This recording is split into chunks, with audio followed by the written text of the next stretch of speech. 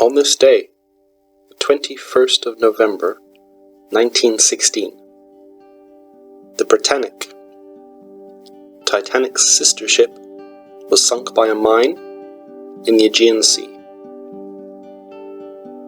So, we all know about the Titanic. It's probably the most famous ship that's ever been built, and that's ever sank. We all know the story of hitting an iceberg and going down and killing a lot of people. But there was another. Well, there were two others. There were supposed to be 3 ships that were supposed to be like the Titanic: lavish, large, efficient, fast, luxurious, the best and greatest ships of the time.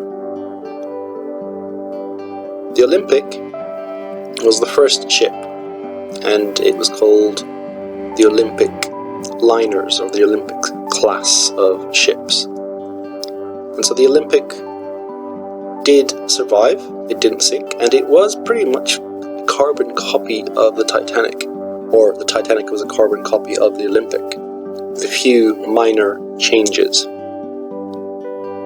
The Olympic lasted until mid-30s, 35.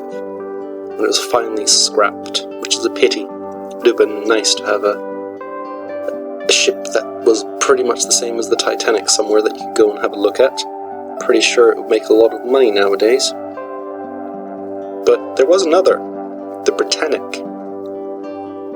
The Britannic never actually sailed as a passenger ship. By the time it was finished, war had already broken out. So in 1914, Britannic was launched.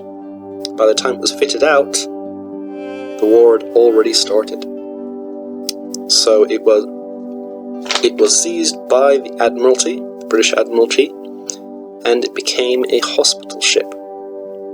And as a hospital ship, it sailed mainly in the Mediterranean and mainly around the Greek theatre or the Turkish theatre. Gallipoli, 1915, besides being a disaster, there was a lot of injured soldiers that had to be transported away from the battlefront, and many of them had to be treated whilst being taken away.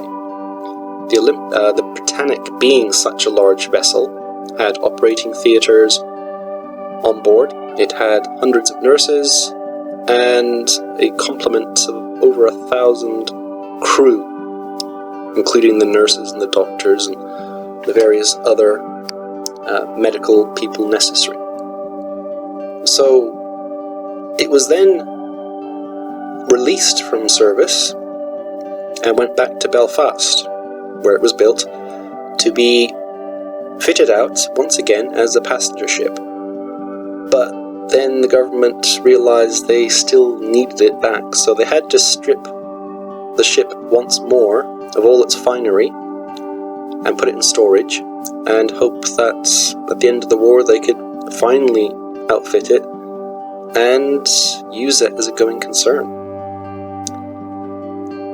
Unfortunately, that was never going to happen. The Britannic was going back to the Greek theatre of the war. Luckily, it didn't have any injured men on board at the time, so there was only the crew. But there was quite a few. There was over 1,000. I think there was over 1,000 people on board when it went down.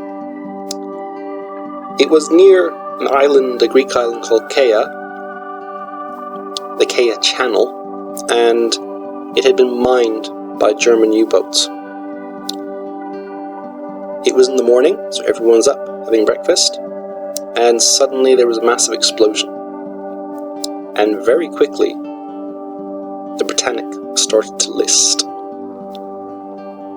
Most people got off alive. Only about 30 died, and most of them died because they put the boats down, that the engine was still going, the propellers were still going, and 2 of the rescue boats were sucked into it, and I've seen it described as the boats and the people were minced, and these were very large propellers. Unfortunately, the captain didn't stop the ship at the time. He was trying to ground it on the island Aegean. He thought if he could get it close enough to land, he could ground it, and then they could fix it and refloat it at some point. The problem was, because of the massive hole, and because he was then charging ahead, it was actually making the ship sink even faster. So it was a bit of a mess, but most of the people got off, except for those 2 poor boats and the people on board who were minced. But unlike its more famous sister, it got very little attention. It got a little bit at the time, but we're in the middle of a world war, massive battles, tens of thousands of people dying all the time, 30 people dying and a boat sinking. It's not the biggest news in the middle of a world war. And it's only really became a thing in 1975 when Jacques Cousteau finally found the wreck of the Britannic. And unlike the Titanic, it lies in very shallow waters. It's only a few hundred feet down, so you can actually go there, and many people have. It's also in a better condition than the Titanic, which is odd because it's in much shallower waters. But it wasn't.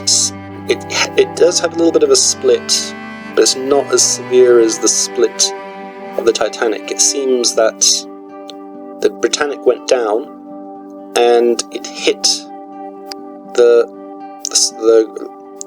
ocean floor, the sea floor, and it then buckled and it broke the front of it, and its funnels as well, the smokestacks, they also fell off.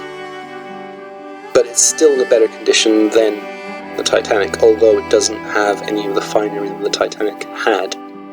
Much of the finery was actually sold off at auction.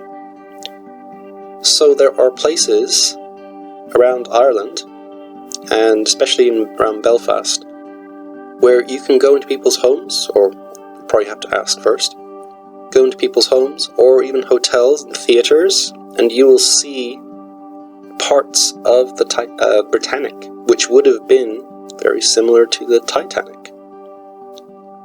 So people bought up the wood panelling, the doors, the fireplaces, the furniture, and there was a theatre, I think somewhere down in Cork, I think it was, and one of its main entrances had wood panelling from the Britannic. And there's private houses up in Belfast, beautiful looking things. They have this finely carved wood panelling on their walls, and the stairways that they bought as well. It's quite incredible to see.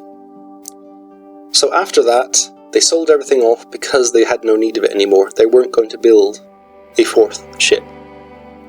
I'm pretty sure they were probably sick of the Olympic class at this point. 2 of them gone. Massive loss of money. And all they had left was the Olympic. They did get 2 ships from the Germans afterwards, the White Star Line, as a part of reparations, and they renamed them the Majestic and the Himeric, I think it was. And so they were there to replace the Britannic and the Titanic as well. So, something I'm quite interested in is these old ship liners, Titanic obviously being one, but the Olympic and the Britannic are also in many ways as interesting, if not even more interesting. Maybe not more interesting. Okay, so the 21st of November, 1916, the Britannic, the great hospital ship, the largest British liner sunk in the First World War, is sunk by a mine. back tomorrow for more. Subscribe, comment, like.